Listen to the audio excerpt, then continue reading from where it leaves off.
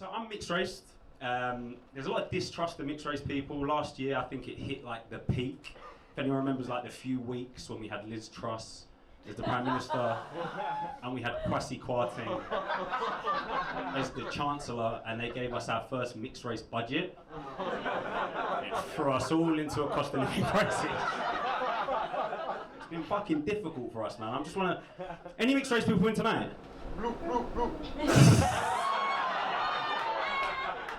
Lots of pure blood in this room. Got you, bro. Let me tell you about us. I'll tell you about me.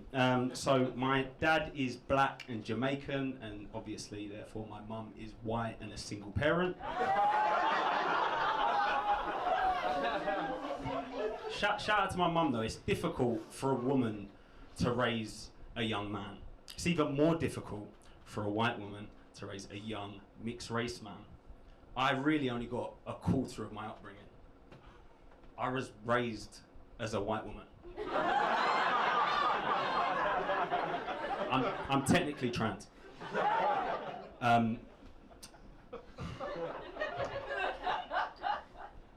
used to get my hair cut by a lady called Jenny for the first 12 years of my life, and she only used to use scissors.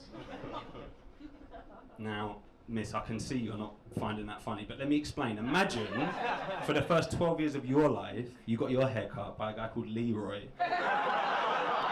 and he only used clippers and a razor. I didn't know anything was wrong, because it's what I was brought up with, right?